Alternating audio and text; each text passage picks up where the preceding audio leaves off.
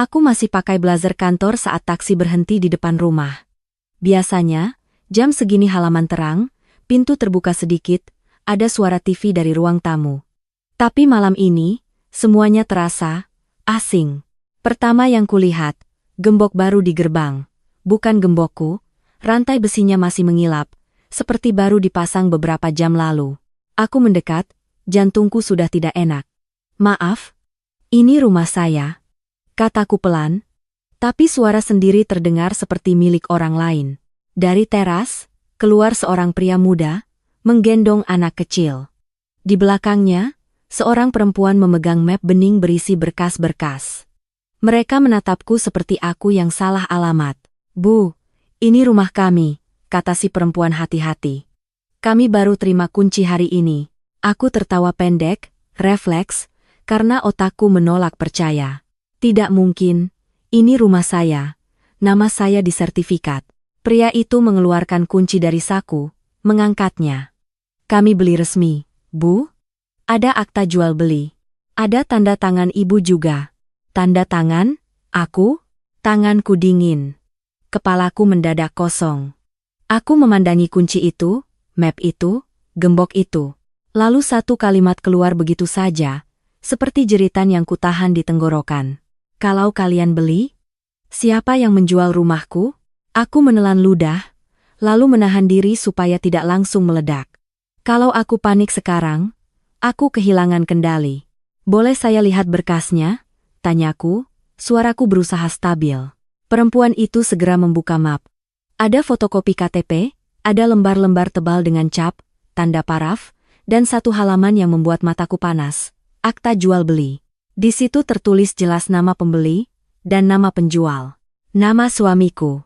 Di bawahnya, ada kolom persetujuan istri. Dan di kolom itu, ada tanda tangan yang mirip sekali dengan punyaku, tapi bukan milikku.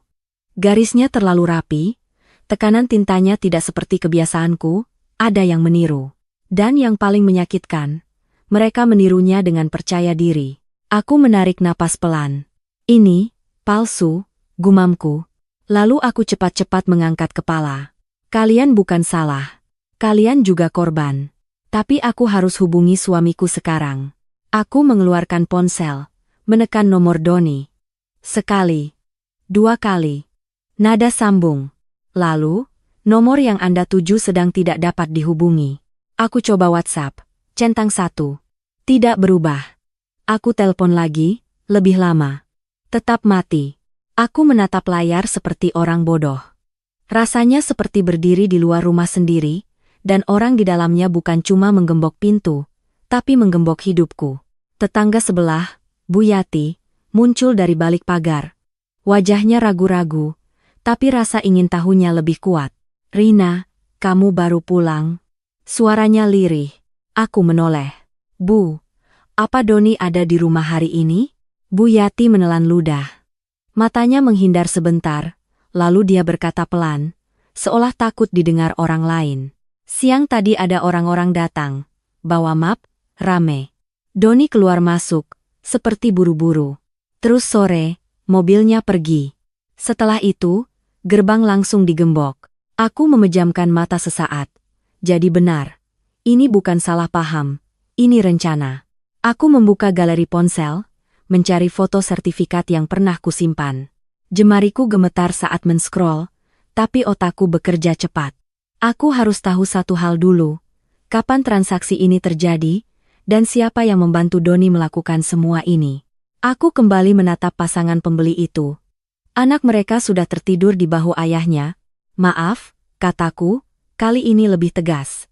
Tolong jangan pindahkan apapun dari rumah ini, jangan masuk. Kita harus pastikan dulu semuanya sah. Si pria mengernyit. Bu, kami sudah bayar. Kami juga takut. Aku mengerti, potongku, menahan emosi. Tapi kalau ini pemalsuan, kalian bisa kehilangan uang kalian juga. Jadi, kalau kalian mau selamat, kita kerja sama. Malam itu, di depan gerbang rumahku yang terkunci, aku menyadari sesuatu yang menakutkan. Doni bukan cuma menjual rumah. Dia sedang mencoba menghapus aku dari hidupku sendiri. Aku berdiri di depan gerbang yang digembok itu, dan tiba-tiba ingat satu hal yang membuat dadaku makin sesak. Rumah ini bukan rumah yang kami beli berdua sambil romantis pegang tangan di pameran properti. Rumah ini hadiah. 3 tahun lalu, waktu aku baru naik jabatan, orang tuaku menyerahkan sertifikat rumah ini kepadaku. Mereka bilang, bukan karena kamu kaya, Rin. Tapi karena kami ingin kamu selalu punya tempat pulang.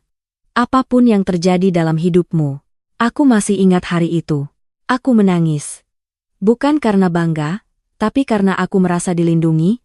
Dan Doni tersenyum paling manis. Dia peluk aku di depan orang tuaku, bilang terima kasih, bilang dia akan jaga aku, kata-katanya manis. Sikapnya sopan. Waktu itu aku pikir aku menikah dengan lelaki terbaik. Ternyata aku menikah dengan orang yang paling sabar menunggu momen untuk menusuk. Aku memaksa diriku menata napas. Aku tidak boleh tenggelam di emosi. Aku harus mengingat detailnya, satu persatu, karena detail adalah senjata. Rumah ini atas namaku. Sertifikatnya atas namaku. Semua renovasi dari mengganti atap, membuat dapur baru, sampai membangun kamar kerja aku yang bayar dari gajiku. Doni ikut mengurus tukang, ikut pilih keramik, tapi uangnya bukan dari dia. Lucunya, selama ini Doni selalu punya cara membuat semua terlihat seperti kontribusinya besar. Sayang, kamu kerja keras, biar aku yang urus rumah. Kamu kan capek, katanya.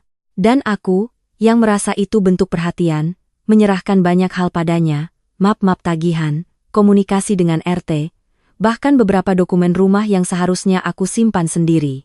Pelan-pelan, Doni seperti mengambil kendali tanpa aku sadar. Dia yang pegang kunci brankas kecil di lemari. Dia yang selalu bilang, aku simpan ya, biar aman. Dia yang mulai bertanya detail, PIN ATM-ku, password email, dengan alasan darurat kalau kamu sakit. Aku ingat, pernah sekali aku merasa tidak nyaman. Aku bilang, kenapa kamu perlu tahu semua itu? Doni tertawa, mencubit pipiku. Karena kita suami istri. Masa sama suami sendiri masih rahasia-rahasia? Kalimat itu, sekarang terdengar seperti kalimat jebakan. Aku menatap gembok itu lagi. Aku membayangkan Doni membawa map sertifikat, duduk di depan notaris, bicara lancar, seolah dia pemilik. Dan yang paling menyesakan, dia berani menaruh tanda tangan palsu atas namaku, seolah aku menyetujui semua ini. Aku mengusap wajah, menahan getar di bibir. Bu, si pembeli perempuan memanggil pelan. Jadi, ini benar rumah ibu? Aku menoleh, menatap mata mereka yang cemas. Ini rumahku, jawabku tegas. Dan kalau suamiku menjualnya tanpa izin, itu berarti dia melakukan sesuatu yang sangat besar dan sangat bodoh. Aku mengambil ponsel lagi. Kali ini bukan untuk memohon Doni mengangkat telepon, tapi untuk mulai menghitung langkah. Karena rumah ini bukan cuma bangunan. Ini garis terakhir yang orang tuaku buat supaya aku tidak jatuh. Dan malam ini, aku bersumpah dalam 24 jam, Doni akan menyesal pernah menyentuhnya. Aku menunggu di depan gerbang sampai jam hampir 10 malam. Aku tidak masuk, tidak teriak, tidak bikin keributan. Aku hanya berdiri di situ, seperti patung biar siapapun yang lewat tahu, ada sesuatu yang salah. Dan akhirnya, suara mesin mobil. Lampu mobil menyapu jalan, lalu berhenti tepat di depan rumah. Doni turun pelan, kemejanya rapi, rambutnya masih wangi parfum. Dia menatapku sebentar, lalu pandangannya bergeser ke pasangan pembeli di teras, seolah mereka cuma dekorasi. Rina? Suaranya datar. Kamu ngapain di luar malam-malam begini? Aku tidak menjawab pertanyaan itu. Aku mengangkat map berkas yang tadi kutahan erat. Ini apa? Don? Doni mendekat, melihat lembar-lembar itu, lalu tersenyum tipis, senyum yang selalu dia pakai kalau mau membuatku merasa konyol. Oh itu, katanya santai. Ya aku jual rumah ini. Darahku serasa naik ke kepala. Tapi aku menggigit lidah. Memaksa suaraku tetap dingin. Tanpa izin. Dengan tanda tangan palsu atas namaku. I have wised and all less, in non-dod and FDA steda. Doni menghela napas panjang, seperti aku anak kecil yang tidak mengerti dunia. Kamu ini lebay banget. Aku suamimu. Ini rumah kita. Kamu kerja. Aku urus. Kamu harusnya terima kasih. Aku hampir tertawa karena marah. Rumah ini atas namaku. Doni mengangkat bahu. Atas namamu, iya. Tapi kita menikah?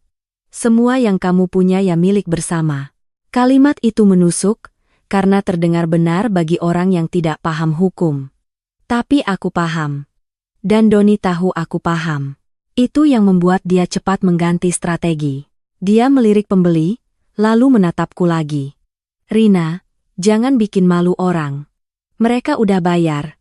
Kalau kamu ribut, kamu yang kelihatan gila. Aku menatap mata Doni. Jadi kamu mau aku diam? Doni mendekat sedikit. Suaranya direndahkan lebih berbahaya. Aku cuma mau kamu jangan merusak semuanya. Semua apa? Tanyaku. Uang 12 miliar itu untuk apa?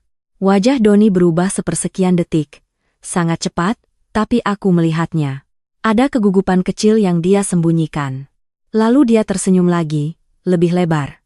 Untuk masa depan kita, aku menahan napas. Masa depan kita, atau masa depan kamu sama orang lain? Kali ini, matanya tajam. Dia tidak lagi berpura-pura lembut. Kamu jangan ngarang, katanya dingin. Kamu pikir kamu paling pintar? Kamu pikir kamu bisa ngatur semua? Aku menatapnya tanpa berkedip. Aku tidak ngarang. Aku cuma menghubungkan titik-titik, and a king one. Doni tertawa pendek, lalu mencondongkan badan, bibirnya dekat telingaku, suara yang keluar seperti bisikan, tapi penuh racun. Kamu dengar ya? Kalau kamu lapor polisi, aku punya cara bikin kamu kelihatan bersalah. Aku merasakan bulu kudukku berdiri. Apa maksudmu? Doni menepuk map berkas di tanganku. Tanda tangan itu mirip. Kamu tahu kan, orang awam gak peduli detail. Aku tinggal bilang, kamu setuju, terus kamu berubah pikiran karena emosi. Aku mengangkat dagu. Dan notaris? Saksi? Doni mengangkat alis. Kamu kira semua orang bersih? Jangan naif, Rin. Lalu dia mundur, menatap pembeli, berkata keras agar terdengar normal. Maaf ya, Pak, Bu. Istri saya lagi capek, saya urus. Pembeli itu terlihat ragu, bingung, takut. Doni memanfaatkan itu, dia selalu memanfaatkan orang yang ragu. Kemudian dia kembali menatapku, lebih pelan, lebih personal. Kita pulang. Jangan bikin drama, kamu kalau terus begini, kamu sendiri yang jatuh. It's not Ramsar. Kalimat itu seharusnya membuatku takut. Dan memang, bagian dari diriku gemetar. Tapi ada bagian lain yang lebih besar. Bagian yang selama ini selalu kuabaikan demi menjaga rumah tangga baik-baik. Bagian itu sekarang bangun. Aku menatap Doni, lalu berkata pelan, jelas, dan cukup keras agar pembeli mendengar. Baik. Kamu bilang ini urusan rumah tangga. Oke. Aku mengangkat ponselku, menekan tombol rekam tanpa dia sadar. Mulai dari sekarang, lanjutku, suaraku tenang, setiap kata yang kamu ucapkan, akan jadi bukti. Doni membeku sesaat. Dan untuk pertama kalinya malam itu, topeng santainya retak. Aku tidak ikut Doni masuk. Aku tetap di luar, bersama pasangan pembeli yang sekarang wajahnya pucat seperti baru sadar mereka masuk jebakan. Aku butuh kalian jujur, kataku. Kalian ketemu Doni di mana? Siapa yang memperkenalkan? Notarisnya siapa? Si pria membuka dompet, mengeluarkan kartu nama. Tanganku langsung meraih, membaca cepat. Nama kantor notaris, PPAT, alamat, nomor telepon. Bagus. Setidaknya aku punya pintu pertama. Aku menahan emosiku, lalu menunjuk satu lembar di akta itu. Lihat bagian saksi. Ini 2 nama. Kalian kenal? Mereka geleng. Kami cuma ketemu notaris sama. 1 orang dari pihak suami ibu. Kata si perempuan. Yang ngurus semuanya. Dia bilang ibu lagi di luar kota. Di luar kota. Aku menatap Doni dari balik gerbang. Dia pura-pura sibuk membuka bagasi, tapi bahunya tegang. Dia dengar. Aku berbalik lagi ke berkas, memeriksa detail seperti membedah luka. Nomor KTP di kolom persetujuan istri benar. Alamat benar.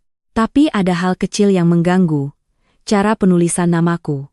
Di dokumen resmi, namaku selalu lengkap dengan gelar kecil yang biasa tertulis di KTP. Tapi di sini, gelarnya hilang. Sepele untuk orang biasa. Tapi bagi orang yang memalsukan, detail kecil sering jadi titik bocor.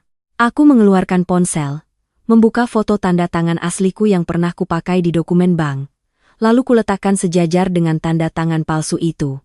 Semakin kulihat, semakin jelas. Yang ini terlalu cantik. Tanda tangan asli seseorang itu seperti napas tidak pernah sama persis, tapi polanya hidup. Yang palsu ini seperti gambar, kaku, dibuat dengan hati-hati. Dan itu akan mudah dibuktikan dengan ahli grafologi. Aku menatap pasangan pembeli. Kalian tadi serah terima kunci jam berapa? Jam 4 sore, jawab si pria cepat. Dan pembayaran terakhir kapan? Pagi ini, transfer. Aku mengangguk pelan. Ini penting, ada aliran uang, ada bukti transaksi, ada jejak bank. Dan kalau uang itu bergerak cepat, berarti Doni akan segera menarik atau memindahkan. Aku menoleh ke Bu Yati yang masih berdiri, pura-pura menyiram tanaman padahal jelas menguping. Bu, kataku lembut tapi tegas. Bu lihat tadi siang ada orang lain datang? Selain notaris. Bu Yati ragu. Ada. Perempuan muda, Rina. Cantik. Naik mobil putih. Dia ngobrol sama Doni sebentar, terus ketawa-ketawa. Perempuan muda. Aku merasakan sesuatu di dada panas dan dingin sekaligus. Tapi aku menekan itu jauh-jauh. Emosi nanti. Sekarang bukti. Aku menatap kartu nama notaris itu lagi. Oke. Aku mengangkat ponsel, mengetik pesan cepat ke seorang teman lama yang bekerja di kantor pertanahan. Bukan minta bantuan ilegal, aku cuma minta cek status blokir dan riwayat proses administrasi. Aku tahu apa yang boleh dan apa yang tidak. Lalu aku menekan tombol panggil ke kantor notaris itu. Nada sambung. Sekali, 2 kali, 3 kali. Akhirnya diangkat oleh suara perempuan. Kantor notaris, selamat malam. Aku langsung berbicara dengan nada profesional, bukan nada istri yang panik. Selamat malam. Saya Rina. Nama saya tercantum di akta jual beli yang baru dibuat hari ini. Saya tidak pernah hadir, tidak pernah tanda tangan. Saya ingin klarifikasi sekarang juga, siapa yang datang, siapa saksi, dan siapa yang memverifikasi identitas saya. Hening di ujung sana. Beberapa detik yang terasa seperti pisau. Lalu suara itu berubah lebih pelan. Ibu. Sebentar ya. Aku mendengar bisik-bisik, kursi geser, seolah ada yang berusaha menutup telepon tapi lupa. Dan saat telepon kembali, suara yang muncul bukan lagi staf. Suara laki-laki dewasa, tegang, tapi berusaha formal. Ibu Rina, katanya. Besok saja kita bicara. Sudah malam. Aku tersenyum tipis, meski mataku panas. Tidak. Saya bicara sekarang, karena kalau dokumen itu palsu, setiap menit kalian menunda, kalian ikut terlibat. I spied as exista, Arnama, bizarre. Doni, dari dalam, tiba-tiba berteriak, pura-pura kesal. Rina, masuk. Jangan ganggu orang kerja. Aku menoleh padanya sebentar. Lalu aku kembali ke telepon, suaraku lebih tajam. Pak, kataku pada notaris itu, saya beri satu pilihan, kirimkan scan lengkap akta, daftar hadir, rekaman CCTV kantor, dan fotokopi identitas pihak yang hadir sekarang. Kalau tidak, dalam 1 jam saya buat laporan pemalsuan dan memasukkan nama kantor Bapak dalam laporan. Di ujung sana, napas berat. Dan aku tahu, aku baru saja menyentuh titik yang mereka sembunyikan. Karena orang yang benar-benar bersih, tidak takut diminta bukti. Aku mematikan telepon, tapi tanganku tidak gemetar lagi. Doni menatapku dari balik pagar, seolah menunggu aku runtuh, seolah menunggu aku menangis, memohon, atau berteriak histeris seperti yang sering dia bayangkan saat meremehkanku. Dia salah. Aku mengangkat kepala, menatapnya lurus. Kamu tahu kenapa aku tidak panik? Tanyaku pelan. Doni menyeringai. Karena kamu sok kuat. Balikin kiese, tai burumastrannya. Aku menghela napas, lalu berjalan sedikit menjauh dari gerbang cukup dekat agar dia masih dengar, cukup jauh agar aku bisa berpikir. Aku membuka tas kerjaku. Di dalamnya ada map hitam dengan stiker kecil bertuliskan namaku. Aku bukan istri yang cuma bisa menunggu kabar. Aku pengacara. Dan yang Doni tidak tahu atau pura-pura lupa, aku bukan pengacara yang kerja di meja doang. Aku pengacara yang hidupnya dibangun dari satu kebiasaan, menaruh emosi di belakang, menaruh fakta di depan. Aku tidak butuh Doni mengaku. Aku cuma butuh bukti. Aku menatap pasangan pembeli itu lagi. Kalian punya bukti transfer? Tanyaku. Si pria langsung mengeluarkan ponsel, membuka M-Banking, menunjukkan mutasi. Aku mencondongkan badan, mencatat jam, nominal, dan rekening tujuan di kepalaku. Aku meminta mereka kirimkan screenshotnya ke emailku, lengkap dengan detail transaksi, lalu aku menoleh ke Bu Yati. Bu, tadi ibu lihat Doni sama perempuan muda itu jam berapa? Bu Yati menyebutkan perkiraan. Aku merekam suara Bu Yati di ponsel, dengan izin, tanpa dramatis.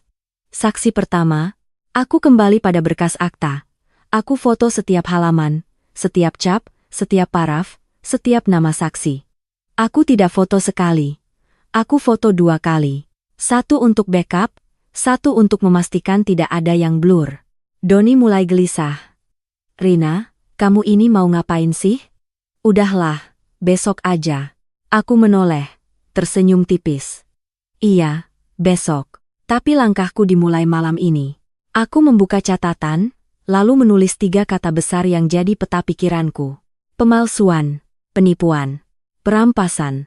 Aku tahu prosesnya. Aku tahu jalurnya. Aku tahu celah yang bisa Doni pakai untuk kabur. Dan aku tahu cara menutupnya. Hal pertama, mengamankan status rumah.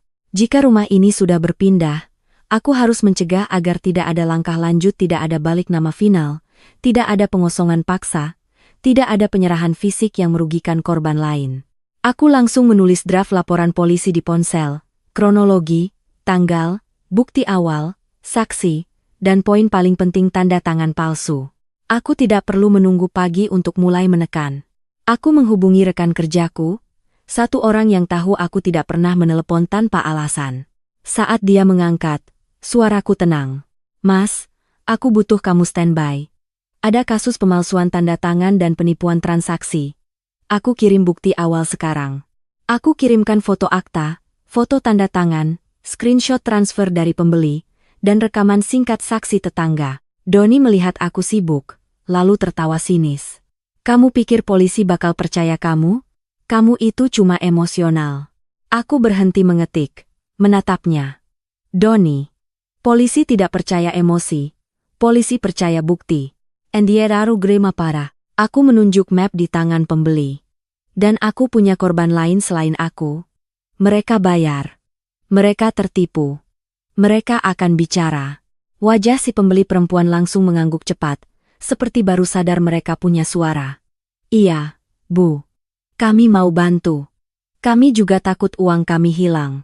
Aku menepuk bahu mereka pelan. Tenang. Kalau kalian kerja sama, kita bisa selamatkan kalian juga.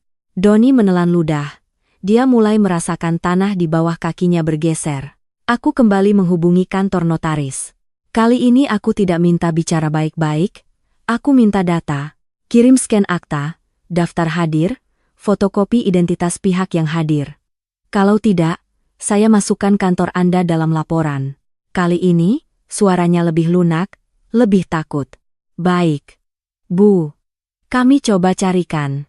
Aku menutup telepon, lalu berbalik menatap Doni.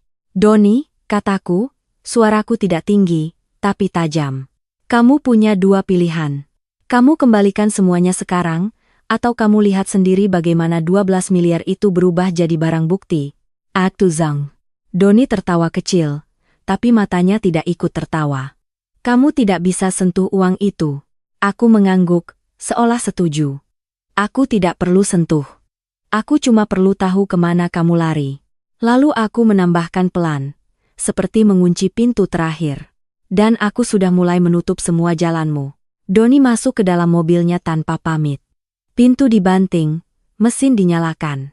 Tapi dia tidak langsung pergi, dia duduk kaku di balik kaca, menatap ponselnya seperti sedang menghitung napas. Aku tahu tipe Doni. Kalau dia benar-benar merasa aman, dia akan nyengir, memamerkan kemenangan, lalu menyuruhku nerima takdir. Tapi kali ini tidak. Dia takut. Dan ketakutan Doni biasanya punya satu arah. Dia akan lari ke orang yang paling dia percaya, selingkuhannya. Aku tidak perlu menebak lama. Dari posisi di trotoar, aku melihat mobil Doni bergerak cepat, belok di ujung jalan. Aku tidak mengejar. Aku tidak perlu. Karena orang yang panik akan membuat kesalahan sendiri. Tugasku hanya memastikan setiap kesalahan itu terekam jadi bukti. Aku menoleh ke pasangan pembeli. Kalian pulang dulu, kataku. Tapi jangan putus kontak. Setelah ini, kalian akan saya ajak ikut proses. Jangan takut, kalian korban. Si pria mengangguk cepat. Baik, Bu. Kami tunggu instruksi. Mereka pergi dengan wajah tegang. Bu Yati masih berdiri di pagar, mulutnya sudah ingin bertanya 1000 hal. Aku hanya bilang, Bu, kalau nanti ada yang datang ke rumah ini, tolong kabari saya. And Gensign. Bu Yati mengangguk, senang sekaligus takut. Setelah itu, aku duduk di pinggir trotoar, membuka ponsel, dan menunggu satu hal, pergerakan uang. Aku punya akses ke beberapa informasi dari dokumen transfer pembeli. Rekening tujuan bukan atas nama Doni langsung ini yang membuatku curiga sejak awal. Doni tidak bodoh. Dia pasti pakai rekening penampung. Dan orang yang punya rekening penampung biasanya adalah orang yang merasa aman, selingkuhan, keluarga, atau teman yang dibayar. Ponselku bergetar. Notifikasi masuk dari rekanku. Rin, kantor notaris itu baru ngirim email. Ada scan daftar hadir. Tapi aneh kolom persetujuan istri ditandatangani oleh seseorang yang pakai masker. Ada fotokopi KTP yang difoto ulang. Aku menahan senyum tipis. Bagus. Mereka baru saja mengakui ada orang lain yang datang menggantikan aku. Aku baru mau membalas, ketika layar ponselku menunjukkan satu nama yang membuat dadaku menegang. Doni. Aku angkat. Rina, suaranya terdengar terlalu manis. Ini suara palsunya. Kita ngomong baik-baik ya. Kamu jangan bawa-bawa polisi. Aku bisa jelasin. Aku menahan tawa getir. Jelasin kenapa tanda tanganku dipalsuin? Bukan dipalsuin. Dia buru-buru membantah. Kamu kan sibuk, jadi aku urus biar cepat. Cepat untuk apa, Don? Hening sebentar. Lalu dia berkata pelan, seperti menahan amarah. Rina, kamu jangan bikin ini makin besar. Kamu tidak tahu lawan kamu siapa. Aku membeku. Maksud kamu? Doni tertawa kecil, tapi tawanya kosong. Kamu pikir cuma aku yang main? Kamu pikir transaksi 12 miliar itu gampang? Ada orang yang bantu. Ada orang yang bisa bikin kamu repot kalau kamu keras kepala. Aku menarik napas pelan. Jadi benar. Ada jaringan kecil. Ada yang bantu menutup jejak. Dan itu berarti mereka sekarang sedang panik bersama-sama. Aku menekan tombol speaker tanpa bilang. Aku ingin setiap kata Doni masuk rekaman. Aku cuma tanya sekali, kataku. Uang itu sekarang di mana? Doni langsung naik nada. Kamu nggak punya hak tanya. Ablin ini.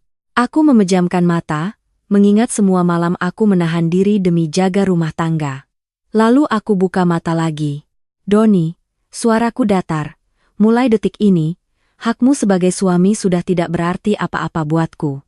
Yang tersisa cuma statusmu sebagai pelaku. Doni seperti tersedak. Kamu keterlaluan. Aku memotong. Keterlaluan itu memalsukan identitas istrimu dan menjual rumahnya. Jangan tukar posisi. Indamarji, telepon tiba-tiba ditutup. Aku menatap layar ponsel. Aku tidak marah. Aku malah merasa lebih yakin.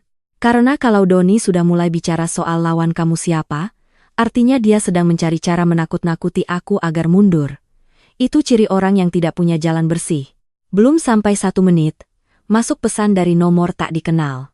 Rina stop. Kalau kamu lanjut, kamu yang rugi. Aku menatap pesan itu lama. Lalu aku screenshot, simpan, backup, kirim ke rekanku. Aku balas 1 kalimat saja, singkat, tidak emosional. Ancaman diterima. Bukti tersimpan. Ponselku bergetar lagi. Kali ini pesan masuk dari Bu Yati. Rina. Ada perempuan mobil putih tadi datang. Dia marah-marah. Nanya kamu di mana? Perempuan mobil putih. Selingkuhan. Aku menutup mata sebentar, lalu membuka lagi. Suaraku keluar pelan, tapi mantap. Oke Bu. Jangan hadapi dia. Cukup lihat dari jauh. Kalau bisa, foto plat mobilnya. Aku berdiri. Kaki-kakiku terasa ringan, bukan karena tenang, tapi karena mode bertahan hidupku sudah penuh. Di kepalaku, garis besar rencana mulai terbentuk. Doni panik. Selingkuhan bergerak. Notaris mulai goyah, dan kalau aku bergerak sekarang, di saat mereka masih berantakan, aku bisa menutup semuanya sebelum pagi. Aku tidak langsung pulang. Aku kembali menghubungi pasangan pembeli itu, memintanya bertemu di warung kopi yang masih buka dekat minimarket. Aku sengaja pilih tempat ramai, terang, dan ada CCTV. Kalau ada yang mau intimidasi, mereka akan mikir 2 kali. Saat mereka datang, wajah mereka masih kusut. Si perempuan memegang map seperti memegang bom. Aku minta maaf, katanya cepat. Kami benar-benar nggak tahu ini begini. Aku tahu, jawabku. Justru karena itu kalian penting. After Ubaramina, Om Guda, si pria menatapku curiga. Bu, kalau ini kasus besar, kami bisa kena juga? Aku menggeleng pelan. Kalian korban. Tapi kalian harus berhenti jadi korban yang diam. Aku membuka ponsel, menunjukkan 2 hal, tanda tangan asliku dari dokumen bank, dan tanda tangan di akta. Lalu aku jelaskan pelan-pelan, bukan dengan bahasa hukum yang rumit, tapi dengan bahasa yang bisa mereka cerna. Ini palsu. Dan dihukum. Pemalsuan tanda tangan itu pidana. Kalau kalian bantu, uang kalian punya peluang besar untuk diselamatkan, dan transaksi bisa dibekukan sebelum jadi selesai. Si perempuan menghela napas panjang. Kami cuma pengin rumah, Bu. Tabungan kami habis. Aku mengangguk. Makanya, kita putar arah. Kita jadikan kalian saksi kunci. Aku minta mereka ceritakan kronologi dari awal. Siapa yang pertama menghubungi? Di mana pertama kali lihat rumah? Kapan survei? Kapan tanda jadi? Kapan transfer? Siapa yang hadir saat tanda tangan? Mereka cerita, makin lama makin jelas. Ada 1 orang laki-laki yang selalu ngurus, bukan notaris. Orang itu yang paling aktif, yang paling meyakinkan, yang bilang aku lagi di luar kota. Dia juga yang buru-buru minta pelunasan, dengan alasan ada pembeli lain yang ngantri. Aku langsung berhenti di 1 titik. Dia pakai nama siapa? Tanyaku. Si pria membuka chat WhatsApp. Namanya, Arman. Aku menatap layar. Ada foto profil, laki-laki pakai kemeja, senyum tipis. Aku zoom. Dan aku tahu wajah itu. Bukan teman Doni. Itu orang yang pernah datang ke kantor sebagai calo kasus. Tipe yang sering jadi perantara transaksi kotor. Aku menahan napas. Jadi Doni tidak kerja sendirian. Ada broker. Aku menahan emosi, lalu berkata tegas. Oke. Sekarang, kalian lakukan 3 hal. Aku mengangkat 1 jari. Pertama, kalian buat surat pernyataan kronologi, tulis tangan pun boleh, tulis detail. Jangan ada yang dikarang. Jari kedua. Kalian kirim ke aku semua bukti chat, rekaman panggilan, bukti transfer, foto saat serah terima kunci, apapun. Jari ketiga. Kalian jangan kontak Doni lagi. Biarkan dia merasa kalian sudah aman. Kalau dia panik, dia bisa menghilangkan jejak. Si perempuan menelan ludah. Terus? Rumahnya gimana, Bu? Aku menatap mereka, lalu menjawab pelan, penuh tekanan. Rumah ini belum boleh berpindah. Dan aku akan pastikan itu. Ingkusran na biaras. Aku membuka laptop kecil yang selalu ada di mobilku bukan buat gaya, tapi karena aku terbiasa kerja cepat. Aku menyusun somasi singkat untuk notaris dan pihak pembeli, berisi permintaan penghentian serah terima, permintaan pembekuan langkah administratif, dan pemberitahuan bahwa ada dugaan pemalsuan identitas. Aku kirim lewat email, lalu aku kirim juga lewat WhatsApp ke nomor kantor notaris yang tadi mengangkat. Aku sengaja membuat mereka tidak bisa bilang, kami tidak tahu. Anka antisam sama stane. Setelah itu aku menulis pesan resmi untuk Doni bukan dengan emosi, tapi dengan gaya yang bikin orang berhitung. Mulai sekarang, setiap upaya memindahkan uang hasil transaksi akan saya laporkan sebagai pencucian, penyembunyian hasil tindak pidana. Semua bukti sudah tersimpan. Korban lain sudah bekerja sama. Aku tidak kirim dulu. Aku simpan sebagai peluru terakhir. Si pria menatapku. Suaranya pelan. Bu, kalau suami ibu marah, Dia bisa ngapa-ngapain ke ibu? Aku tersenyum tipis. Dia sudah ngapa-ngapain paling parah. Lalu aku mencondongkan badan sedikit, menurunkan suara. Sekarang giliranku. Ponselku bergetar lagi. Pesan dari Bu Yati. Fotonya buram tapi cukup. Mobil putih, dan sebagian plat nomor terlihat. Aku memperbesar gambar, mencatat angka yang terbaca. Aku tidak butuh sempurna. Aku butuh cukup untuk mulai melacak.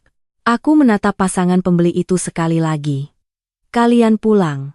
Kunci rumah jangan dipakai. Besok pagi, kalian ikut aku ke kantor polisi sebagai pelapor bersama. Mereka mengangguk, kali ini tidak lagi ragu. Ada keteguhan kecil yang muncul, keteguhan orang yang sudah terlalu takut untuk terus diam. Saat mereka pergi, aku duduk sendirian sebentar, menatap layar ponsel yang penuh screenshot bukti. Dalam kepala, semuanya menjadi jelas.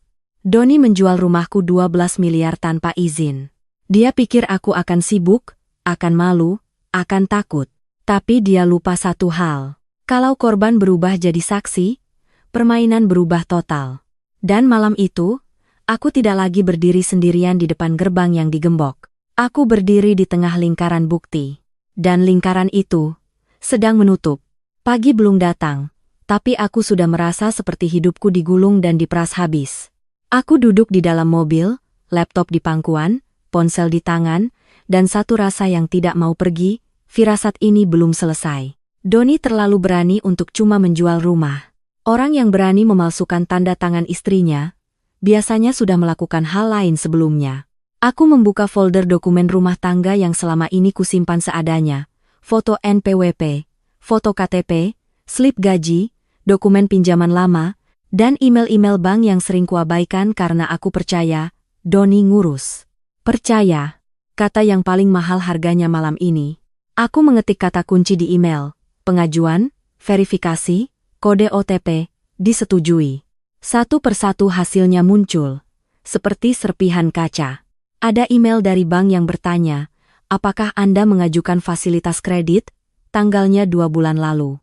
Aku tidak pernah mengajukan. Ada lagi notifikasi. Perubahan alamat korespondensi Anda berhasil. Aku tidak pernah mengubah. Dadaku seperti ditarik. Aku menutup mata sebentar, lalu memaksa diriku berpikir seperti pengacara, bukan seperti istri yang dikhianati.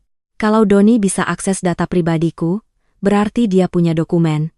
Berarti ada kemungkinan dia bukan cuma menjual rumah, tapi juga membangun utang. Dan kalau utang itu atas namaku, bukan cuma rumah yang hilang. Masa depanku ikut digadai. Aku langsung menelepon customer service bank utama yang kupakai. Nada otomatis menjawab, menuntunku ke menu yang panjang. Aku menahan diri, menunggu sampai tersambung dengan petugas. Selamat malam, ada yang bisa kami bantu? Aku menyebutkan namaku, verifikasi data, lalu berkata dengan suara setenang mungkin, saya ingin cek. Apakah ada pengajuan kredit, kartu tambahan, atau perubahan data dalam 3 bulan terakhir? Ada bunyi ketikan di ujung sana. Lama. Terlalu lama. Ibu. Di sistem ada catatan pengajuan fasilitas pinjaman dengan dokumen pendukung, dan ada perubahan nomor telepon untuk OTP.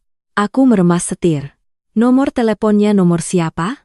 Petugas menyebutkan 4 angka terakhir. Bukan nomorku. Aku menelan ludah.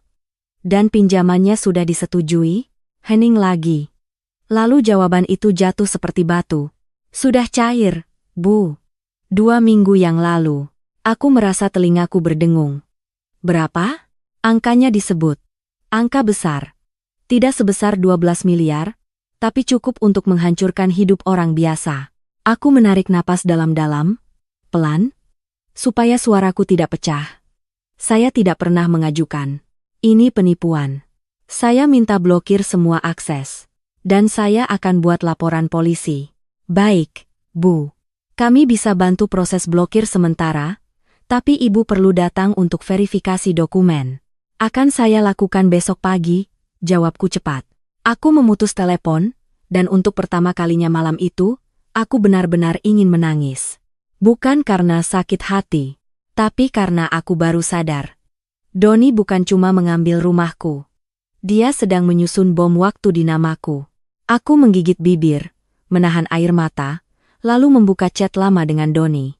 Aku scroll, mencari sesuatu yang dulu kupikir sepele. Aku menemukan pesan dari beberapa bulan lalu. Doni, sayang, besok kalau ada OTP masuk, kamu kasih aku ya. Aku mau bayar cicilan biar nggak telat. Dan aku membalas, iya. Aku menatap pesan itu lama sekali. Aku benar-benar memberinya pintu. Aku yang membukakan. Aku memukul paha sendiri pelan, bukan karena menyalahkan diri, tapi karena aku perlu sadar penuh, tidak boleh setengah-setengah. Kalau aku lemah sekarang, Doni menang, aku menyalakan mesin mobil, lalu mengemudi ke arah rumah ibu bapakku. Bukan untuk berlindung. Untuk mengambil satu hal yang Doni tidak boleh pegang lagi. Sertifikat asli dan dokumen identitasku yang dulu dititipkan saat pindahan. Di perjalanan, ponselku bergetar. Nomor tak dikenal lagi. Kamu makin keras kepala ya, Rina. An elephant that run very fire, and with that is passivero. Aku tidak balas. Aku screenshot. Aku simpan. Aku kirim ke rekanku. Lalu pesan berikutnya masuk, lebih kejam. Kalau kamu lapor, kamu siap-siap nama kamu rusak. Aku tertawa pelan, tawa tanpa lucu. Nama rusak? Namaku sudah diinjak-injak sejak Doni menulis tanda tangan palsu atas namaku. Aku berhenti di lampu merah, menatap gelap kaca depan, lalu berbicara pada diri sendiri, pelan tapi tegas. Kalau mereka mau perang, aku akan pilih medan yang paling mereka benci. Medan hukum. Medan bukti. Medan yang tidak peduli siapa yang paling berani berbohong, tapi siapa yang paling rapi menyusun fakta. Sampai di rumah orang tuaku, aku masuk perlahan. Ibuku terbangun, kaget melihatku jam segini. Aku tidak menjelaskan panjang. Aku cuma bilang, Bu, aku butuh dokumen. Ada masalah besar. Ibuku menatapku, matanya langsung tahu ada sesuatu yang hancur di dalam diriku. Dia tidak tanya banyak. Dia ambil map yang disimpan rapi, menyerahkannya padaku dengan tangan gemetar. Saat aku memegang map itu, aku merasakan sesuatu yang hangat di dada. Bukan tenang, tapi kuat. Aku kembali ke mobil, membuka map itu, memastikan semuanya lengkap. Sertifikat asli, fotokopi legalisir, salinan KTP, dan dokumen rumah. Aku menatapnya seperti menatap senjata terakhir. Doni. Bisikku pelan. Kamu pikir kamu sudah mengambil semuanya? Aku menutup map, mengunci tas, lalu menyalakan ponsel untuk menyusun satu daftar tindakan besok pagi. Laporan pemalsuan, laporan penipuan, blokir bank, dan yang paling penting, melacak kemana uang 12 miliar itu mengalir. Karena sekarang aku sudah tahu, lubang yang Doni gali, bukan cuma untuk rumah. Lubang itu untuk mengubur aku hidup-hidup. Dan aku tidak akan masuk ke sana dengan diam. Jam menunjukkan lewat tengah malam saat aku akhirnya kembali ke mobil. Tanganku pegang map dokumen seperti nyawa. Mataku perih, tapi otakku justru terasa makin tajam seolah rasa sakit ini berubah jadi bahan bakar. Aku tidak punya waktu untuk menenangkan diri. Aku punya waktu untuk mengunci jalan Doni. Aku membuka catatan di ponsel dan menulis judul besar. Rencana 24 jam. Lalu aku mulai pasang kunci dari banyak pintu. Pertama, kantor polisi. Aku sudah menyusun kronologi. Sekarang aku rapikan jadi bentuk laporan, kapan aku pulang, siapa yang ada di rumah, bukti akta, bukti transfer, rekaman ancaman, saksi tetangga, dan fakta bahwa tanda tangan itu palsu. Aku menuliskan satu kalimat yang paling penting. Aku tidak pernah hadir, tidak pernah menyetujui, identitasku dipakai orang lain. Kedua, bank. Aku menelepon lagi bagian keamanan, memastikan blokir akses internet banking dan perubahan nomor OTP dicatat sebagai dugaan penyalahgunaan. Aku meminta nomor laporan internal. Aku meminta nama petugas. Aku tidak akan membiarkan satu detail pun menguap. Ketiga, notaris, PPAT. Aku menulis email kedua, lebih keras, lebih resmi. Aku minta, scan akta lengkap, daftar hadir, fotokopi identitas pihak yang hadir, bukti verifikasi biometrik kalau ada, dan akses rekaman CCTV. Aku menekankan, jika mereka menolak, itu akan dianggap upaya menghalangi penyidikan. Keempat, kantor pertanahan. Aku mengetik pesan ke temanku, memintanya memberitahu prosedur pemblokiran sertifikat karena dugaan sengketa dan pemalsuan, bukan minta jalan pintas. Aku hanya memastikan aku datang dengan dokumen yang benar supaya petugas tidak bisa menolakku karena kurang syarat. Kelima, perangkap. Aku memikirkan Doni sekarang. Jika uang 12 miliar itu benar sudah masuk rekening penampung, Doni pasti akan berusaha memindahkan. Orang panik selalu melakukan hal sama, menutup jejak dengan cepat. Dan disitulah aku pasang perangkap. Aku menyiapkan pesan yang akan membuat Doni bereaksi. Bukan pesan marah, pesan yang membuat dia merasa aku belum sepenuhnya tahu agar dia bergerak. Aku mengetik. Aku sudah bicara dengan pembeli. Mereka masih mau damai kalau kamu kembalikan uangnya sekarang. Aku beri waktu sampai jam 9 pagi. Kalau lewat, aku buat laporan dan sebut nama semua pihak. Aku baca ulang. Pesan itu punya dua fungsi. Kalau Doni benar-benar takut, dia mungkin mengembalikan sebagian uang untuk meredam. Dan itu berarti ada bukti transaksi balik, ada jejak rekening. Kalau Doni tidak mengembalikan, dia pasti memindahkan uang. Dan pergerakan itu juga bukti. Aku tidak butuh dia. Baik. Aku butuh dia bergerak. Aku simpan pesan itu sebagai draft. Belum kukirim. Aku tunggu momen yang tepat. Saat semua pintu lain sudah siap menutup. Ponselku bergetar lagi. Pesan dari nomor tak dikenal. Kamu pikir kamu bisa menang? Kamu cuma perempuan. Aku menatap kalimat itu lama. Ada rasa panas yang naik, tapi aku menahan. Lalu aku balas satu kalimat, sangat singkat. Justru karena aku perempuan, aku terbiasa bertahan. Aku screenshot lagi. Simpan. Kirim ke rekanku. Aku memutar kunci mobil, tapi aku tidak langsung jalan. Aku menatap ke depan, menata napas. Di kepalaku, semua langkah besok pagi tersusun seperti jadwal sidang. Jam 07.00, jemput pasangan pembeli. Jam 08.00, kantor polisi laporan bersama. Jam 10.00, bank blokir permanen, pembuktian penyalahgunaan. Jam 12.00, kantor pertanahan permohonan blokir sertifikat. Sore, temui notaris dengan surat resmi dan permintaan data. Dan malam ini, aku sudah menyiapkan bahan bakarnya. Bukti. Aku menatap langit yang masih gelap. Doni mungkin tidur di tempat aman. Mungkin memeluk selingkuhannya. Mungkin sedang menghitung uang dan tertawa. Tapi dia tidak tahu. Setiap menit yang lewat, bukan membuat aku lelah. Setiap menit yang lewat, membuat pintu-pintunya makin tertutup. Aku menyalakan mesin, lalu berkata pelan pada diri sendiri, seperti sumpah. Dalam 24 jam, kamu tidak akan kehilangan cuma rumah. Kamu akan kehilangan semua ilusi bahwa kamu bisa lolos. Pagi itu, udara terasa dingin meski matahari sudah naik. Aku duduk di bangku depan kantor polisi bersama pasangan pembeli. Wajah mereka tegang, tapi kali ini bukan karena bingung, mereka sudah tahu peran mereka. Kami masuk bersama. Aku menyerahkan laporan dengan kronologi yang rapi. Aku letakkan bukti satu persatu di meja petugas. Foto akta, perbandingan tanda tangan, chat dengan Arman, bukti transfer, rekaman ancaman, dan kesaksian tetangga. Aku tidak menangis. Aku tidak memohon. Aku hanya bicara dengan kalimat pendek yang sulit dipatahkan. Ini pemalsuan identitas. Ini penipuan. Ini transaksi yang dilakukan tanpa persetujuan pemilik sah. Saya minta proses pidana dan langkah cepat untuk mencegah penghilangan barang bukti. Petugas itu membaca, mengangguk pelan. Mereka bukan robot. Mereka bisa membedakan orang panik dan orang yang siap. 1 jam kemudian, aku keluar dari kantor polisi dengan satu hal yang sejak semalam kucari. Nomor laporan resmi. Aku kirim nomor itu ke notaris, ke bank, dan akhirnya ke Doni. Pesanku sangat singkat. Aku sudah lapor. Nomor laporan. Semua bukti sudah masuk. Jangan pindahkan uang. Jangan menghilang. Tidak sampai 5 menit, Doni menelepon. Kamu gila ya, Rina? Suaranya bergetar.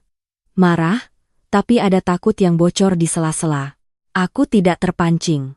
Kamu masih punya kesempatan bantu dirimu sendiri. Kembalikan uang pembeli, datang baik-baik, dan jelaskan siapa yang tanda tangan menggantikan aku. Doni tertawa kasar. Aku nggak salah. Aku suamimu. Kamu pelaku, jawabku datar. Telepon ditutup. Aku tidak terkejut. Aku justru melihat polanya. Doni akan melakukan hal yang paling bisa dia lakukan, mencoba mengamankan uang. Dan benar saja. Sore itu, rekanku mengirim pesan, ada pergerakan. Rekening penampung melakukan transfer besar ke rekening lain. Aku menatap layar tanpa berkedip. Dia bergerak. Perangkapku berhasil. Aku langsung menghubungi petugas yang menangani laporan, menyampaikan informasi pergerakan dana dan rekening tujuan berdasarkan bukti transfer yang kami dapat dari pembeli. Aku tidak minta mereka percaya, aku minta mereka cek. Setelah itu, aku menuju bank. Di bank, aku duduk di depan petugas keamanan dan manajer layanan. Aku menunjukkan nomor laporan polisi, menunjukkan bukti perubahan nomor OTP, menunjukkan email pengajuan yang bukan aku lakukan. Mereka tidak bisa lagi menganggap ini masalah rumah tangga. Ini kriminal. Saat aku keluar dari bank, ponselku berdering lagi. Nomor tak dikenal. Suara perempuan. Rina ya? Suaranya manis tapi menusuk. Kamu tuh kenapa sih nggak bisa nerima? Doni udah capek sama kamu. Aku berhenti melangkah. Aku menatap jalanan, lalu menjawab pelan, tajam. Kamu siapa? Dia tertawa kecil. Yang jelas, aku bukan yang bodoh kayak kamu. On the side quotum Yuli and data 100 siders. Aku menahan napas, lalu berkata satu kalimat yang membuat suaranya berhenti. Plat mobil kamu sudah saya punya, Henning. Aku lanjut. Dan pesan ancaman kamu juga sudah jadi bukti. Telepon langsung ditutup. Aku tidak mengejar. Aku tidak perlu. Karena sekarang mereka akan panik lebih besar. Malam itu, aku kembali ke rumah bukan untuk masuk, tapi untuk memastikan gerbang masih sama, untuk bertemu Bu Yati, dan untuk memastikan tidak ada yang mengosongkan barang. Bu Yati berbisik, Doni belum pulang. Tadi siang ada mobil dia lewat, tapi nggak masuk. Dia kabur. Aku menatap rumahku yang gelap, lalu menatap ke ujung jalan. Satu mobil hitam berhenti pelan, tidak mencolok. Dua orang turun. Mereka bukan tetangga. Cara mereka bergerak terlalu tenang, terlalu terarah. Polisi. Aku menghembuskan napas panjang, baru sadar tanganku menggenggam tas terlalu kuat. Beberapa menit kemudian, mobil Doni muncul dari tikungan.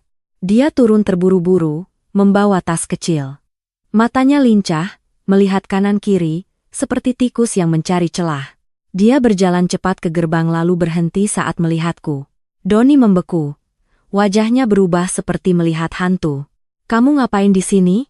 Suaranya ketus, tapi bibirnya pucat. Aku tidak jawab. Aku hanya menatapnya, lalu menoleh sedikit ke arah mobil hitam di belakang. Doni mengikuti arah pandangku. Dan saat dia melihat dua pria itu mendekat, aku melihat sesuatu yang tidak pernah kulihat dari Doni selama menikah. Takut yang murni. Pak Doni? Salah satu petugas berbicara tegas. Kami dari kepolisian, ada laporan dugaan pemalsuan tanda tangan dan penipuan transaksi. Kami minta Anda ikut kami untuk pemeriksaan. Doni mundur satu langkah. Saya cuma jual rumah. Itu urusan keluarga. Petugas itu tidak goyah. Justru karena ada dugaan pemalsuan dan penipuan, ini sudah pidana. In fine nos terrateras. Doni menoleh padaku, matanya merah. Rina, kamu puas?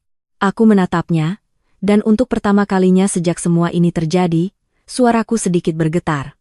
Puas? Aku tertawa pelan, tapi tawanya basah. Kamu jual rumah orang tuaku kasih ke aku. Kamu palsukan namaku. Kamu pinjam uang atas namaku. Aku melangkah satu langkah lebih dekat. Ini bukan soal puas, Don. Ini soal berhenti. Doni berusaha berteriak, berusaha membuat semua orang merasa aku jahat. Dia bohong. Dia cuma dendam. Is this samaga? Tapi saat tangannya ditarik, saat borgol menutup pergelangan tangannya, semua kata itu jadi tidak ada gunanya. Suara klik borgol itu kecil. Tapi di telingaku, itu seperti pintu besi yang akhirnya terkunci. Doni menatapku sekali lagi, tatapannya campur marah dan takut, seolah baru sadar. Aku tidak akan kembali jadi perempuan yang bisa dia manipulasi. Aku menghapus air mata yang jatuh tanpa izin, lalu berkata pelan cukup untuk dia dengar. Dalam 24 jam, kamu benar-benar kehilangan semuanya. Aku pikir setelah borgol menutup tangan Doni, semuanya akan langsung terasa selesai. Ternyata tidak. Karena orang seperti Doni tidak pernah berhenti saat kalah. Mereka cuma ganti cara menyerang. Malam itu juga, ponselku penuh notifikasi. Teman kantor mengirim screenshot. Sebuah akun gosip lokal mengunggah cerita. Judulnya bikin darahku dingin. Pengacara istri gila, menjebloskan suami sendiri demi rebut harta. Di bawahnya, ada foto aku di depan rumah, saat aku bicara dengan polisi. Foto itu diambil dari jauh, tapi cukup jelas. Ada narasi yang diputarbalikkan, seolah aku perempuan ambisius yang menyingkirkan suami untuk menguasai aset. Dan yang paling menyakitkan, ada audio pendek, dipotong-potong, dari rekaman telepon Doni. Potongan yang terdengar seperti aku memaksa, seperti aku mengancam. Padahal itu bukan cerita utuh. Aku menutup mata, menahan napas. Ini rencana selingkuhan. Dia tidak bisa menyelamatkan Doni dari hukum, jadi dia mencoba menghancurkan aku dari sisi lain. Reputasi. Kalau namaku rusak, semua orang akan meragukan laporanku. Bank akan melambat. Notaris bisa bersembunyi di balik sengketa rumah tangga. Bahkan pembeli bisa ketakutan dan mundur. Satu langkah mundur dari mereka. Dan Doni punya celah untuk bernapas. Telepon masuk. Nomor ibuku. Rina. Suara ibu bergetar. Tetangga kirim berita itu. Kamu baik-baik saja? Aku menelan ludah. Aku baik, Bu. Ini cuma trik. Jangan percaya. Aku mendengar ayahku di belakang. Suaranya berat, marah tertahan. Kalau mereka berani fitnah anak saya. Ayah, potongku lembut, biar aku yang urus. Aku janji. Aku menutup telepon, lalu langsung menghubungi rekan kerjaku. Aku butuh satu hal, kataku cepat. Kita minta digital forensik untuk audio itu. Itu dipotong. Siap, jawabnya singkat. Tapi ada masalah lain. Masalah apa? Dia menarik napas. Doni barusan bikin pengakuan di pemeriksaan awal. Dia bilang kamu yang setuju jual rumah. Dia bilang kamu tanda tangan. Terus kamu menyesal. Dan, dia bawa bukti. Aku membeku. Bukti apa? Surat pernyataan persetujuan. Ada tanda tangan kamu, ada materai. Aku merasakan tanah seperti hilang sebentar di bawah kakiku. Bukan karena aku takut tidak bisa membantah. Tapi karena aku tahu persis apa itu, kartu terakhir Doni. Dia bukan cuma memalsukan tanda tanganku di akta. Dia membuat dokumen tambahan, untuk menutup kemungkinan akta itu dipatahkan. Aku menatap langit malam, lalu menutup mata sebentar. Oke, Doni. Kamu mau main dokumen? Aku akan jawab dengan dokumen. Aku membuka tas dan mengeluarkan map asli dari orang tuaku. Aku membalik-balik, mencari satu hal yang dulu aku anggap enggak penting. Lalu aku menemukannya. Surat hibah rumah. Ada klausul yang jelas.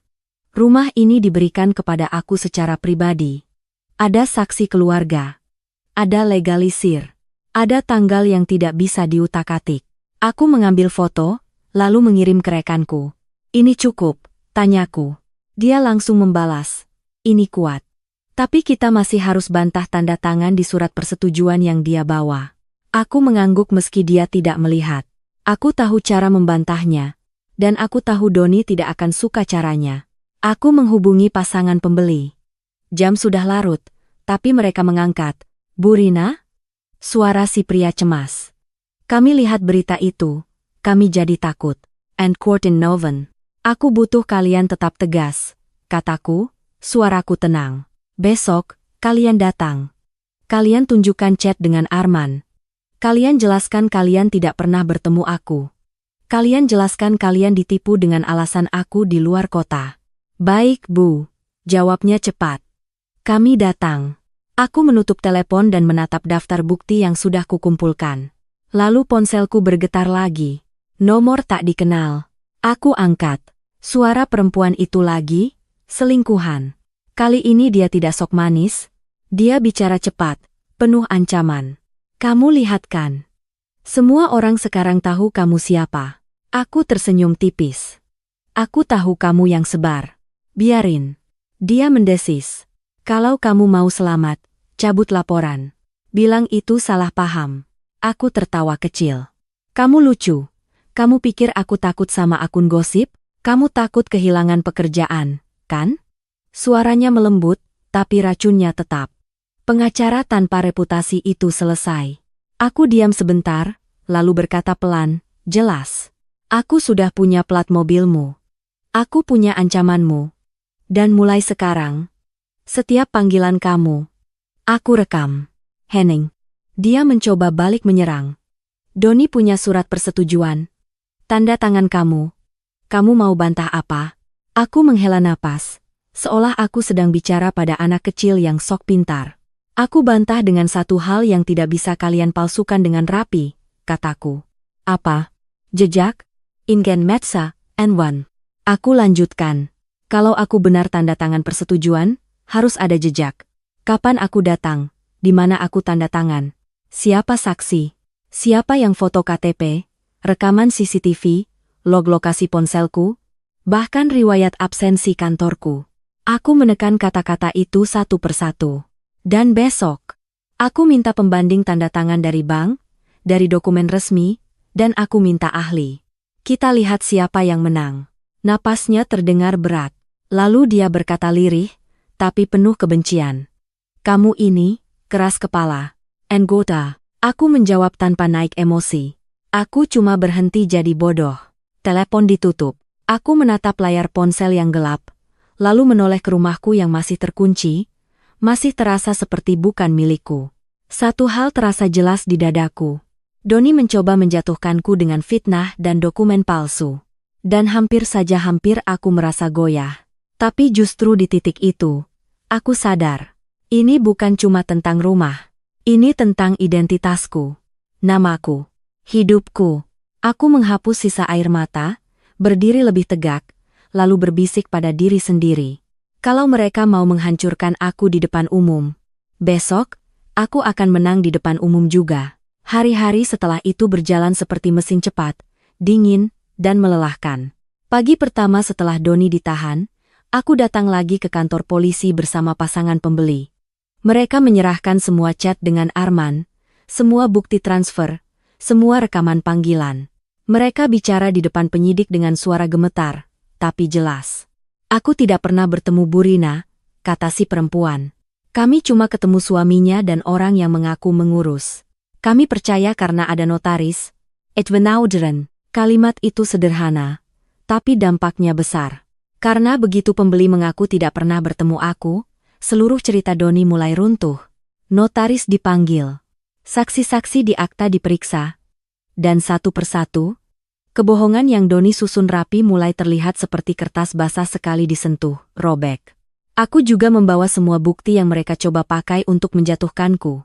Postingan fitnah, audio yang dipotong, ancaman dari nomor tak dikenal. Aku menyerahkan semuanya sebagai pelengkap, bukan untuk drama tapi untuk menunjukkan pola, mereka menekan korban agar mundur. Dan yang paling penting, aku membawa dokumen hibah rumah dari orang tuaku. Aku ingat ekspresi penyidik saat membaca klausulnya. Dia tidak banyak bicara, hanya mengangguk, lalu menatapku sebentar seperti orang yang akhirnya paham. Ini bukan istri emosional. Ini orang yang tahu persis apa yang dia lakukan. Prosesnya tidak instan. Ada surat menyurat. Ada pemeriksaan tanda tangan. Ada ahli. Ada perdebatan yang membuat kepala seperti dipukul dari dalam. Tapi setiap kali mereka mencoba mengaburkan, aku kembalikan ke satu hal, fakta. Dan di suatu siang, beberapa minggu kemudian, aku berdiri di depan rumah itu lagi. Bukan di luar gerbang, di dalam halaman. Gerbang yang dulu digembok orang lain, sekarang terbuka. Transaksi dibatalkan. Proses balik nama tidak jadi. Pembeli mendapatkan jalur pengembalian uangnya melalui proses hukum dan penyitaan dana yang sempat tertahan. Mereka menangis lega, bukan karena dapat rumah, tapi karena tidak jadi kehilangan semuanya. Aku menatap dinding rumahku, menyentuh pagar yang dulu terasa seperti milik orang asing. Harusnya ini momen kemenangan. Tapi yang kurasakan bukan euforia. Yang kurasakan, seperti habis berlari jauh tanpa sempat bernapas. Karena harga yang kubayar tidak kecil. Namaku sempat diseret. Orang-orang sempat menatapku aneh. Beberapa teman lama tiba-tiba menjauh, bukan karena mereka yakin aku salah, tapi karena mereka takut terseret. Dan yang paling pahit, Aku harus menerima bahwa orang yang tidur satu ranjang denganku selama ini bisa melakukan semua itu tanpa berkedip. Aku masuk ke dalam rumah, berdiri di ruang tamu yang kosong. Di sudut, masih ada bekas karpet yang dulu Doni pilih. Aku menatapnya lama, lalu menggulung karpet itu sendiri. Bukan karena karpetnya salah, tapi karena aku tidak mau ada lagi benda yang mengingatkanku pada kebohongan yang pernah aku sebut cinta. Saat aku mengangkat karpet itu, ponselku bergetar. Pesan masuk dari rekanku. Proses pidananya lanjut. Doni akan didakwa pemalsuan dan penipuan. Arman juga sedang diburu. Notaris diperiksa intensif. Aku menutup mata sebentar, lalu menghembuskan napas panjang. Rumahku kembali. Tapi ada sesuatu yang tidak akan pernah kembali seperti semula. Kepercayaan itu yang dulu kuberikan dengan mudah sekarang seperti pecahan kaca. Bisa disusun lagi, tapi garis retaknya akan selalu ada. Aku berdiri di tengah ruang tamu, lalu berkata pelan pada diri sendiri. Setidaknya, aku tidak kehilangan diriku. Aku tidak menunggu Doni menyesal. Aku tidak menunggu dia minta maaf. Karena aku sudah belajar. Permintaan maaf dari orang seperti Doni sering cuma cara lain untuk mencari celah. Aku pergi ke pengacara keluarga bukan karena aku tidak mampu, tapi karena untuk urusan ini aku butuh jarak. Aku butuh kepala dingin yang tidak punya sejarah emosional denganku. Aku ajukan cerai. Tidak ada drama di pengadilan. Tidak ada teriakan. Tidak ada air mata yang dipamerkan. Aku cuma menyerahkan bukti, menunjukkan pola, dan menutup pintu yang selama ini kubiarkan setengah terbuka. Ketika hakim mengetuk palu, aku tidak merasa menang. Aku merasa selesai. Dan selesai itu rasanya aneh. Seperti kehilangan sesuatu yang ternyata sudah lama mati. Aku pulang ke rumah-rumah yang akhirnya kembali jadi milikku lalu melakukan hal-hal kecil yang dulu tidak pernah kupikir penting. Aku mengganti semua kunci. Aku mengganti semua password. Aku menutup akses siapapun yang pernah tahu data pribadiku, bahkan jika orang itu pernah kupanggil suami. Aku duduk di meja makan dengan laptop, membuka rekening satu persatu, memisahkan uang tabungan, memeriksa mutasi, menutup rekening yang pernah dipakai Doni mengurus. Aku menulis daftar, mana yang harus diganti, mana yang harus diblokir, mana yang harus dilaporkan. Dan untuk pertama kalinya, aku merasa aman bukan karena ada lelaki yang menjaga, tapi karena aku menjaga diriku sendiri. Beberapa minggu kemudian, aku melihat berita kecil. Doni resmi ditahan untuk proses lanjutan, dan jaringan yang membantunya mulai dibongkar. Nama Arman muncul lagi, kali ini bukan sebagai pengurus, tapi sebagai tersangka yang dicari. Aku membaca berita itu tanpa gemetar. Aku tidak lagi punya ruang untuk takut. Karena ketakutan itu dulu yang membuatku menyerahkan kendali. Sore itu, aku duduk di teras, memegang secangkir teh. Bu Yati lewat, menatapku, lalu ragu-ragu mendekat. "Rina, kamu kuat ya?" katanya pelan. Aku tersenyum, tapi senyumku bukan senyum manis. Senyum yang matang. "Aku bukan kuat dari awal, Bu," jawabku. "Aku cuma, akhirnya berhenti mengalah." Bu Yati mengangguk. Seperti mengerti sesuatu yang lebih besar dari gosip tetangga. Aku menatap rumahku, lalu menatap langit yang mulai jingga. Aku tidak tahu kapan aku akan percaya lagi. Aku tidak tahu kapan rasa sakit itu benar-benar hilang. Tapi aku tahu satu hal yang pasti. Mulai hari ini, tidak ada orang yang bisa menjual hidupku tanpa izin. Tidak ada orang yang bisa menulis namaku untuk kejahatannya sendiri. Dan kalau suatu hari aku jatuh cinta lagi, aku akan tetap memegang kunciku sendiri. Karena rumah ini, hidup ini, dan namaku, bukan untuk dipinjam. Bukan untuk dipalsukan. Bukan untuk dijual. Ini milikku.